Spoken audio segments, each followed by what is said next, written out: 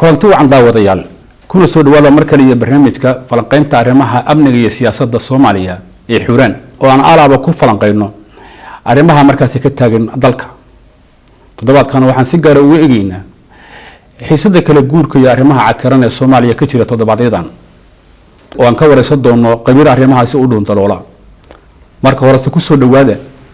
halbeeg xogta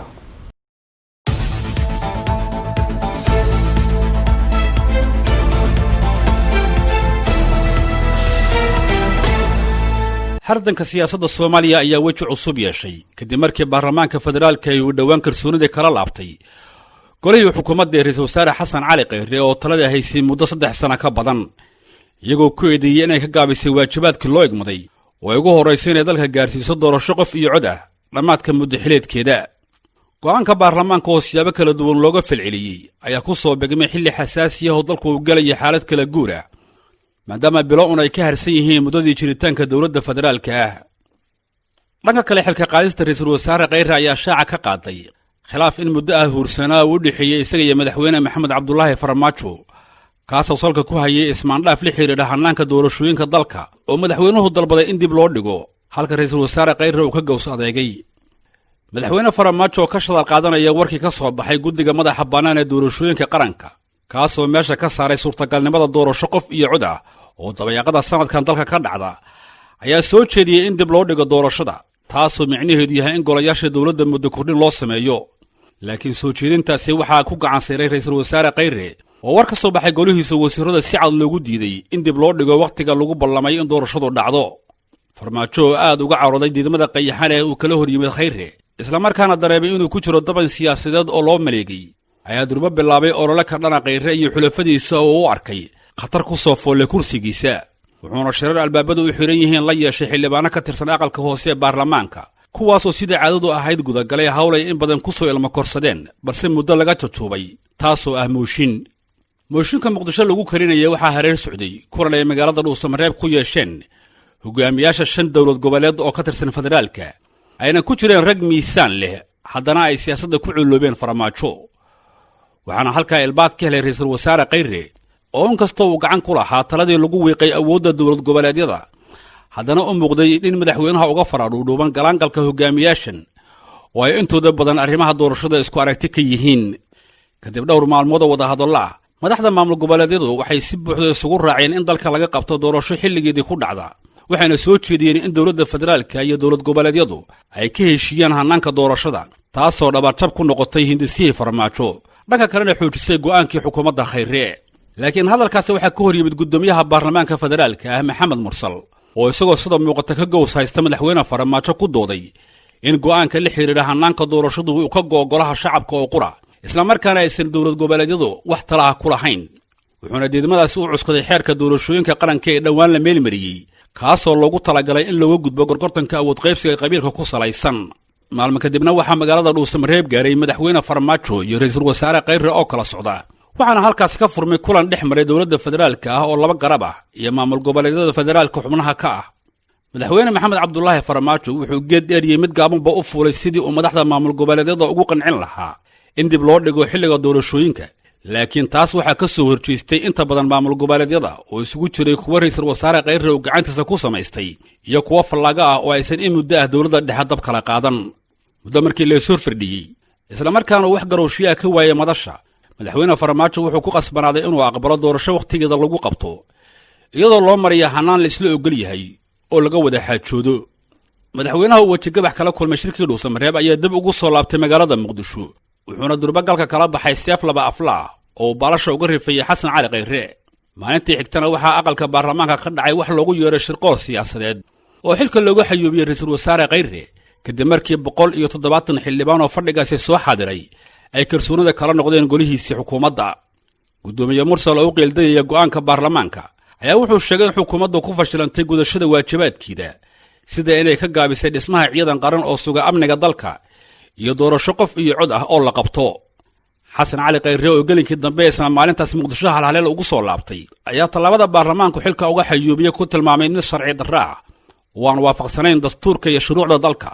wuxuuna ku dhawaaqay inuu iskiis xilka isaga degayo isagoo ku afgobaadsaday inuu dadweynaha Soomaaliyeed uga turayo qararaasa siyaasadeed iyo in dib loo noqdo. intaas kadib madaxweyne Farmaajo wuxuu u tafaxaytay sidii uu kursiga u xigsan lahaa waxay doontaa ha ku qaadatee, halka Xasan Cali Khayre uu durba bilaabay abaabul siyaasadeed uu ku tidcayo gaashaanbuur ay lafdhabar u yihiin maamul goboleedyadu si uu talada dalka ugu soo laabto. isku soo wada duubo hardanka siyaasadda dunida hadba ninkii tun weyn ayaa reerka u hadha, laakiin marka la fiiriyo duruufaha dalku uu ku sugan yahay hirtida Farmaajo iyo haraatada Khayre cidnadana uguma jirto, kasokow inay wiiqayso danaha qarankana waxay salfan kartaa iyaga qudhooda, waayo jaafajiliqa aan waqtigiisi la joogin wuxuu labadoodaba u nugulayn karaa inay mar qora masraxa iskala dhacaan. intaa haddaanu ku dhaafno halbeegga xogta, Soomaaliya maalmahan waxay ka taagnaa arrimo la xiriira dhanka siyaasadda, gaar ahaan markii xilka laga xayuubiyey xukuumaddii ra'iisul wasaare Xasan Cali Khayre oo 3 sano la soo dhaafay dalka ka arriminaysay. waxay arrintan ku soo beegantay xilli kala guur ah oo dalku uu isku diyaarinayo in uu doorashooyin ka qabsoomaan. haddaba si arrimahaas wax badan ugu ogaano barnaamijkeena maanta waxaa martiin nooga ah Cabdirasaaq Aadan Maxamed oo ah cilmi baare ka tirsan macadka cilmi baarista ee Heritage ee fadhigiisu yahay magaalada Muqdisho. Cabdirasaaq ku soo dhawow Xuraan. aad iyo aad baad mahadsantahay Liibaan, adiga iyo bahda Xuraanna aad baan uga mahadcelinayaa waqtiga iyo hawlahaada wadaan intaba. Cabdirasaaq, Soomaaliya xaalad kala guur ay ku jirtaa, dhawaanna sidaan la socono isqa qabsiga siyaasaddu wuxuu gaaray heer madaxweynaha iyo ra'iisul wasaarihi in muddo soo wada shaqeynayay ay xargaha kala furtaan. arrimahaas maxaa ku soo rayn lahayd? Liibaan, horta inaguma cusba ra'iisul wasaaraha iyo madaxweynaha isqabta. taariikhan markaad dalka dib u fiiriso, Cabdiqaasim iyo Allah naxariistay Xasan Abshir waayigii isqabtay. Xasan waa isagii shirkan bagaastay asagoo ra'iisul wasaare u ah. Cabdiqaasim tagay. Cabdullaahi Yuusuf iyo Allah naxariistay Nuur Cadde waayigii isqabtay. Sheekh Shariif ilaa Xasan Sheekh ra'iisul wasaareyaashu saan bay isu bedelayeen oo wada shaqaynta ra'iisul wasaaraha iyo madaxweynuhu inay jaanta isla helaan. waxaan u malaynayaa Khayre iyo Farmaajo baa ugu cimri dheeraa marka laga fiiriyo xagga cimriga iyo inta ay wada shaqaynayeen. hase yeeshee sida xoguhu ay sheegayaan, xilka eriga hadda ah ma ahayn wax macnaha ma khilaaf wiiga bilowday, khilaaf hoos loo xalisanayay laakiin jiray banaankan aan u soo bixin ayuu ahaa, sida dadka aadka uga dhow ay sheegayeen ama xogahan ka helaynay markaanu san sameynaynay cilmi baarista. laga soo bilaabo sanadkan hadda aan ku jiro January ma aragtay aad wada shaqayntu rag isla jooga ahaadaan laakiin isku jaho xoogaa waxyaabo badan oo la isku diidanaa baa jiray. hawshanna waxaan isleeyahay hadda ta ugu muhiimsan ee soo dedejisay ama inuu yimaado kala tagga sababta ugu weyn keentay waxaan isleeyahay doorashada oo lagu kala fikir duwanaaday, maamulada iyo qaabka loo wajahayo maamul goboleedyada ayaga laftooda lagu kala duwanaaday. laakiin maamuladu iyo hawsheedu ma aragtay waxaan u malaynayaa dee ra'iisul wasaaruhu iskama uun ahayn sagaaradii tuuryada la kulantay siyaasad iyo jihada wadanku u jahaysanayo ayaa la isku hayay. madaxweynuhu xagga wuxuu u yar janjeeraa ama uu ku adkaysanayaa siyaasiyiin ahayd in doorasho hal qof iyo hal coda la qabto. ra'iisul wasaarahana iyo markuu uu gudoominayay ama shir gudoominayay golihiisa wasiiradana xoogaa uu khilaafay oo waxaad moodaysay inuusan fikirka ku qanacsanayn. marka dee jahayntii haddii siyaasadda lagu maaragtay aan isku mowqif laga noqonin waxay noqotay haddii markaa in la kala jahaysto. dastuuriyan Soomaaliya caqabadaha haysta waxaa ka mid ah oo ayadana dhibka mar walba khilaafka ra'iisul wasaaraha iyo madaxweynaha ah. dastuurka markii la fiiriyo ra'iisul wasaaraha awood badan buu leeyahay xukuumadda asagaa madax ka ah laakiin madaxweynaha ayaa in marar badan sida waaqica ah markii la fiiriyo qaab dhaqanka siyaasiga aan dastuurka laga fiirinin madaxweynaha awood badan taas marka waxay keentaa inta badan ra'iisul wasaaraha laftiisu shaqooyinka uu qabanayo in maaragtay dadka la macaamila ama bulshada maaragtay waxaan loo yaqaano beesha caalamka ama ha ahaadaan dadkan maaragtay Soomaaliya ku taageera inay soo kabato waxay aad markaa ula shaqeeyaan ama laga yaabaa inay xaq u yar janjeersadaan la shaqeynta inta badan xagga madaxweynaha waayo ra'iisul wasaaraha lama hubo inuu tegi doono iyo inuusan maaragtay joog doono wax mar walba ay suurtagal tahay inuu meesha ka baxo iska qabsigaasu waa wax ayna ka jirin xasilooni kama jirto taa marka waxay keentaa inay dadka la shaqeeya Soomaaliya inta badan laftoodu aynan kalsooni badan ayna dul dhigin ra'iisul wasaaraha marka si hoos u sii eegno xukuumadda hadda xilka laga qaaday ee Xasan Cali Khayre waxay ahayd muddadii ugu dheerayd shaqaysay xasiloonida siyaasadana waxaa la yiraahdaa waxa fara badan ayaa dalka ugu hagaagay maxaan xusi karnaa oo ka xusi karnaa guulihii ay Khayre iyo farmaajo wada gaareen ee dhanka xasiloonida siyaasadda ayagoo ka faa'iideysanaya 3 sano la soo dhaafay lagu talaabsaday iban waxaan isleeyahay ta ugu muhiimsan ayaguna ay aadka ugu naaloodeen ama macnaha ay kaga duwanaayeen xukuumadii hore waxaan isleeyahay waa wada joog ay wada joogeen 3 sano taas waa xisilooni siyaasadeed oo horay marka laga fiiriyo dawladii hore aan hore u soo marin xagga siyaasadda guud ee wadanka horumar weyn waxaan is dhihi karaa kama samaysmin oo waxa ugu wadanka meelaha ugu xasaasisan waa federalismka iyo hirgelintiisa federalismku guud ahaan dalka waa ku cusub yahay fahankiisu guud ahaan wuu hooseeyaa haddana waa system dawli oo Soomaalidu ay isla garatay inay wax ku yabyabato oo maaragtay wax ku qaadan karto ama wax ku qaybsan karto haba ku salaysnaada asaga laftiisa hab qaybsiga siyaasigu afkaarigiisa ku salaysnaaneen oo 4.5 ba asaga meesha ku yaalo oo ku laban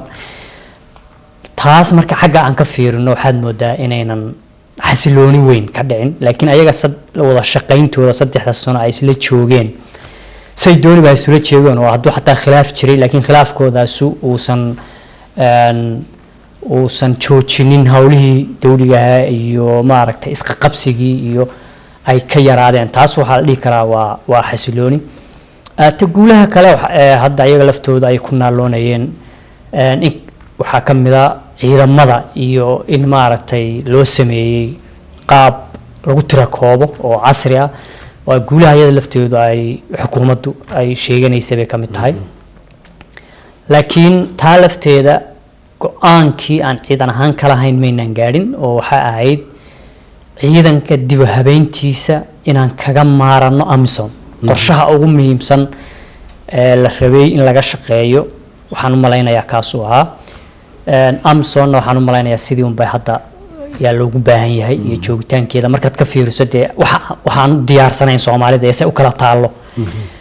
waase wax laga maarmi karay hadii ciidan Soomaalidu ciidanku waa jeceshahay oo ciidanku ciidan la'aan kama jiro laakiin waxaan isleeyahay qaab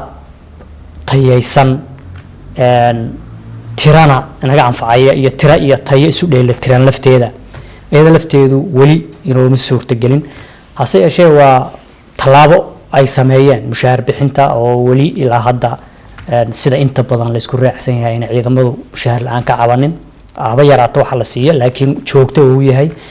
iyo diiwaangelintooda laftooda oo ciidamo badan oo iyo dad badan oo maaragtay waxaan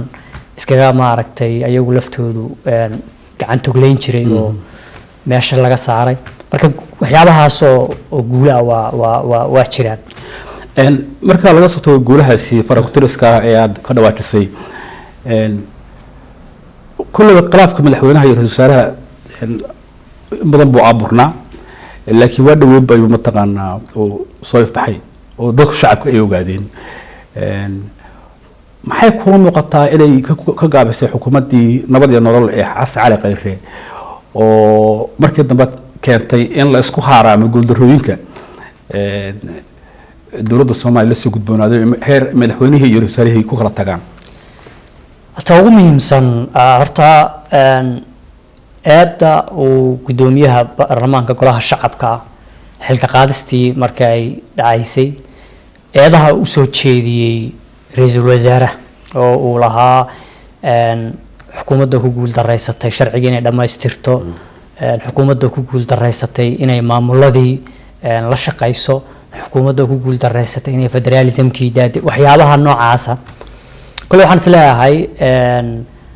marmarsiinyo iyo qaab dee ra'iisul wasaaraha laftiisa xilka looga qaaday ha ahaato laakiin waxaan isleeyahay dowladdaas ayaa isla leh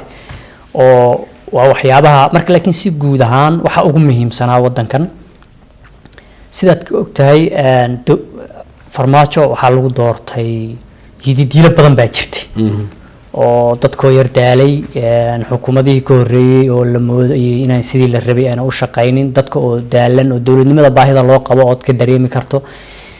taas marka waxa dhici kara sanadkii koowaad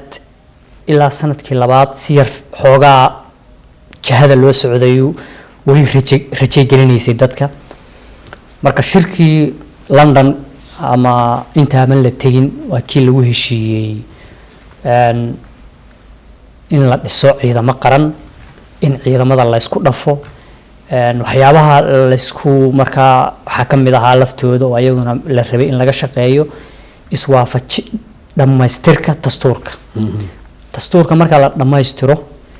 in dastuurka marka la waafajiyo kuwa maamul goboleedyada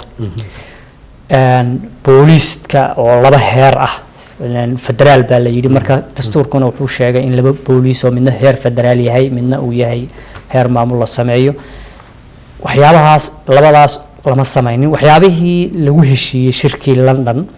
iyo ka horba ay tay Soomaalidu ku heshiisay ka bacdina shirkii London ee 2017 May dhacay lala aaday markii horena April lagu heshiiyay taas gabi ahaanba waxyaabihii lagu heshiiyay waa laga gaabiyay hadii kule eedda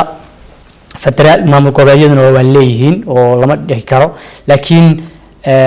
aaska ama aabaha waxa dawladda dhexe marka hadii uu aabuhu uu asagu ma aragto maxaa la jiray Soomaalidu waxa dhahdaa geel duqdiisii durduris arankiis maxaad moodaa marka dawladda dhexe ayaa laga rabay inay qaadato ma aragtay kaalintaas taas marka waxaan dhigi karaa dastuurka waxyaabaha laga gaabiyay dastuurkii lama dhameystirin federalismkii lama daadajinin maamul goboleedyada laftooda ma daadajinin oo leen dawladda dhexe oo laga rabay wax daadajisay maamul goboleedyada laftooda waxa laga rabaa inay dawladihii hoose oo dastuurku sheegayo ay dhisaan madax baneeyaan ayaga laftooda ay xukunka halka ka daadajiyaan marka waxyaabahaas oo dhan waxaan isleeyahay waxyaabo u baahanaa in laga shaqeeyo waxa kamid ah dhisidda maxkamadda dastuuriga ahayd oo la rabay meesha ugu dambeysay lagu kala bixi karo inay noqoto oo siyaasadda murankeeda meesha loola noqon lahaa marka waxaad moodaa aaskii waxyaabaha reconciliationka ama waxaan loo yaqaan dib heshiisiinta waxaan afkaalada reconciliationka lagu dhaho dib heshiisiintaas oo dalku waxaad moodaa hadee wali waa boog bannaan weeye dowladnimadu iyo qaabka aan maaragtay ay waxu jiraan marka isu soo dhaweyntaas oo dastuurka la dhamaystirkiisa maxkamaddii dib heshiisiintii waxyaabaha tallaabo waaweyn oo muuqda maynaan ka samaynin baad moodaa ama dawladdu maynaan ka samaynin dadka arrimaha siyaasadda odorosa waxyaabaha kale ay ka hadlaan waxaa kamid ah xasan cali khayre dardartuu la soo galay waxaa jirtay in ku tiigasho fara badan iyo tixgelin la'aan sharciga dalka la xiriira federalismka oo inuu gacantogaaleeyay maamulo kaleeto hadday noqoto doorashadii iyo hadday noqoto siyaasaddii guud marka ma la dhihi karaa dardarta xasan cali khayre oo ku soo galay siyaasadda wuxuu u dhaqmay mararka qaarkood sidii dowlad centralized oo dowladda camal awood badan tixgelin badan ma siin maamul goboleedyada taasina waxay keentay in tala faraha ka baxdo aad baad mahadsantahay liibaan su-aal muhiim weeye xagga ku dhaqanka waxyaabaha lagu heshiiyey xeerka ama dastuurka markaa ha ahaado ama ha ahaado waxyaabo si gooni ah maamul goboleedyada iyo dowladdu ay ku heshiiyaan ku dhaqankiisa guud ahaan Soomaalida xagga dowladda marka ka fiirno wuu ugu yaryahay tixgelin la'aanta marka waxa lagu heshiiyey iyo xeerka laftiisa iska indhatirkiisa waxaan isleeyahay waa waxyaabaha dowladnimada lafteeda iyo fahankeeda ka khaldan weey guud ahaan Soomaalidu xeerarka hadda ay beeluhu furtaanba ku kala baxaan oo kale aad odayaal dhaqameedku waxa laga yaabaa inay xushmeeyaan laakiin xagga dawliga marka la fiiriyo wali maynaan ku xididaysanin marka baydhabo waxa dagaalkeedii iyo dad waliba dad ku dhinteen waxay ahayd faragelin kismaayo iyo isqa qabsigii maamulka Jubbaland iyo ayada lafteeda doorashada lafteeda la isku qabsaday faragelin dad badan oo ay aaminsan yihiin hataa haday khaldanaayeen qoladan oo Axmed Madoobe iyo Jubbaland qaabka xuma amran ay khaldanaayeen haddana dad badan ay aaminsan yihiin ayada lafteeda haddana xagga dawladda dastuur ahaan garqaadashada waxaa la leeyahay ama sida loo dhigayo ay tahay maamul goboleedku asaga u madax bannaan doorashadiisa taa marka waxaa la rabay in dawladdu ay ka gaabsato haddii ayna ka gaabsanaynin dee kulli hadii siyaasadun baa la isku hayaayo faraha ka qaada lafteedu inaynan aad suuragal u noqonin baa dhici karta ay kor joogayso maaragtay madax salaax iyo walaalow ayna sheekadu dhaafin qaabka ay ula tacaamuleysana qaab dib u heshiisiin iyo nabadgelyeyn iyo ka odayeyn iyo marka xukuumadda marka Jubbaland Hirshabeelle Baydhabo Galmudug intuba faragelin waxay ahayd dad badan ay u arkeen federalismkiiba in laga baxay oo federalism dambaba uusan jirin su'aashu marka maxaa weeye maxaa keenay fikirka inay u dhaqmaan sidii dawlad dhexe waxaan isleeyahay dawladnimada aynu naqaano ayaa waxay tahay dawlad dhexe awood urursan marka wali waxa inagu adag inaan ka guuro fikirka noocaas hay'ad walba oo la dhiso waxay kala tagaysaa in awood ay leedahay madax banaani bay leedahay madax banaani walba oo siiso hadaad maxkamadda dastuurka ay dhisto waxay ka rabtaa madax banaani inaad siiso madax banaanidaas marka madaxweynaha ama ra'iisul wasaaraha awoodo uu lahaa dhantaalmay marka waxaad moodaa taa cabsida laga qabo cabsida ay ka qabaan siyaasiyiintu hadday madax baneeyaan ama hay'adaha dawliga ay dhisaan awoodahooda inay dhimayaan taas ayaa koow ka ah in loo dhaqmo sidii maaragtay wadanku asagoo dawlad dhexe uu yahay waxyaabaha kale oo ayadana keentay waxaa weeye oo meesha ka maqan waxaan loo yaqaano bulshada rayidka awood badan ma laha doorkoodu aad uma muuqdo wadamada federalismka oo kale uu ka jiro waxaa ka mid ah dawladdu markay meel ka gaabiso ama gobol ka mid ah waxbarashadiisa ama wixiisa oo federalismkii ama systemkii qaabkii u shaqeynayay habdhaqankii uu gaabis ku yimaado ama dawladdu wax lagu eedeeyo marar qaarkood ururada bulshada yaa dawladda lafteeda maxkamadii geeya oo dhahaa dawladdu waxanay ku khaldantahay oo halkaa wax ka dhexdhexaadis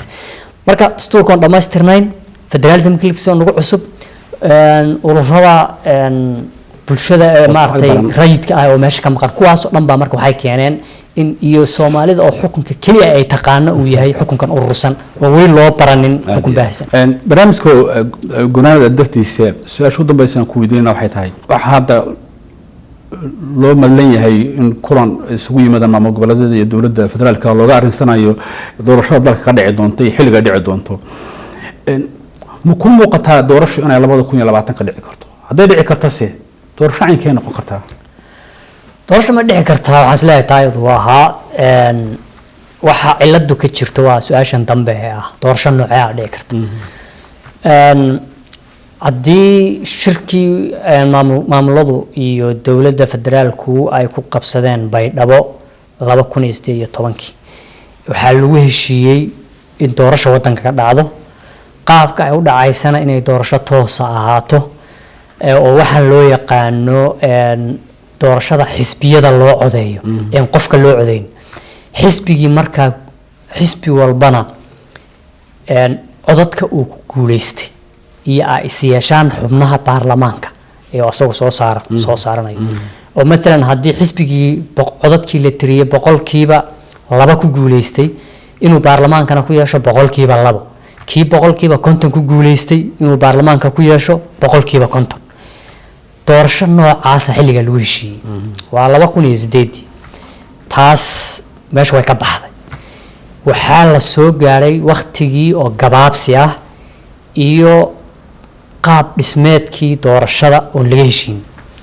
guddigii doorasho madaxa banaanaa ee Xalimo Yare ee doorashooyinka waayagii baarlamaanka hor yimaadeen waayagii codsaday waqtiga sanad iyo 3 bilood aduu 13 bilood muddo ku dhow waayagii codsaday ta halka marka waxa ka soo baxday guddidu inayna qaban karin doorasho qof iyo hal cod marka haday saa tahay halkaas oo guddigii loo qabtay lacag aad u badan bay u baahan tahay doorashada noocaas dhaqaale aad u badan iyo u baahan tahay dhaqaalaha lama hayo cid hadda inta waqtiga ka horeysa keenayso oo la diyaarana maanan xogteeda maanan helin dadka in la tiro koobo yaa codeynaya tiro koob inuu jiro yaa ka horeysa tiro koobkaas in dadka qaab casri ah loo tiro koobo oo qofku uusan 2 jeer ama 3 jeer codeyn karin yaa loo baahan yahay taas lafteedu ma muuqato kaadir tababaran oo doorashadan u tababaran oo dhisan oo jira oo ama xirfad leh ayada lafteeda ma hayn taa marka waxaas oo marka isku geyso doorasho hal qof iyo hal cod ah sida adduunku u yaqaan qaab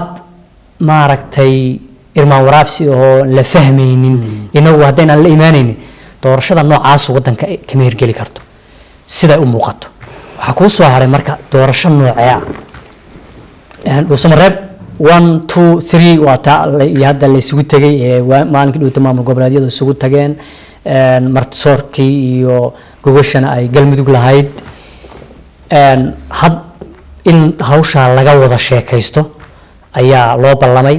daraasad waxaa jirta macadku uu soo saaray oo soo jeedina oo loogu magac daray aan ugu magac daray ballaarinta qaab dhismeedka doorashada ah oo ah doorashada u dambeysay 51 ayaa xildhibaanka soo xulanaysay waa 4.5 ba ku salaysan tahay laakiin xildhibaan walba waxa soo dooranayay 51 waxa soo jeedinay marka in xildhibaan walba ay 1,000 qof loo soo xulo 1,000 qof in la soo xulo xildhibaan kasta meeshii 51 laga keenay 1,000 qof oo xildhibaankaas doorata in la keeno soo ka soo qaad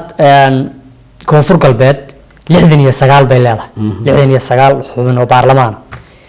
69 kaas waxa meesha imaanaya 69,000 oo qof baa imaanaysa Soomaa marka 69 kun meeshii ay 1,000 qof ay u codeyn lahaayeen xildhibaanka waxa la yiraahdaa la isku daro gidigood marka dad codeeya oo tiradoodu ay tahay 69,000 ha u codeeyaan xildhibaan walba oo koonfur galbeed ka soo baxay وموديل عصب الدنيا إن لو وجد بسيطة بنايد لكن وجد بن وموديل تطبن تذكر البديو لكن هو سوتشيدين أن عدك سوتشيديوي مركا وحياة تاس مركا محي كينيسا وحيرانيسا مسقي أو ده حلبان كل لحدن يسقال كن ما العقم سينكر ما جار سينكر بودلان أفرتن كن وأفرتن كن حتى كل فترة أفرتن كي حلبان تأفرتن كن أقف بصوب حس مركب ما جالسين كرو شوبلان صدني سجال كن ما جالسين كرو هيرشبيل صدني تضبط ما جالسين كرو صدني تضبط كن بين قنايسا مركب waxaa weeyaan qaabka marka doorashada dhici karta waa inay dadbanaato laga heshiiyo marka laga heshiiyana la badiyo xubnihi ilaa waxaa weeye mar walba waa lasoo kacaa kufeeyey doorasho walba tii hore tan waa inay ka fiicnaataa saa in lagu socdo marka say kaga fiicnaan kartaa waa in dadka la kordhiyo wax dooranaya laakiin hal qof iyo hal cod ma suuragal maaha aad baad umahadsan tahay intaasaan kusoo gabagabeynaynaa daawadayaal waraysigii aan la yeelanay cabdirasaaq aadan maxamed oo ah cilmi baaro ka tirsan macadka cilmi baarista ee heritage ee magaalada muqdisho iyo guud ahaan barnaamijkii xuraan oo aan toddobaadkan uga hadlaynay xiisadaha siyaasadda Soomaaliya ka taagan xilligan kala guurka tan iyo intaanu barnaamijkan mid lamid ah isku maqli doono waxaan idin leenahay sidaas iyo nabadgelyo aad baad umahadsan tahay raadna liban aad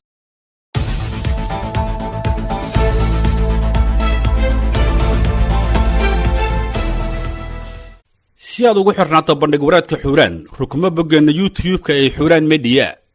ama booqo goobteena internetka ee xuraan.com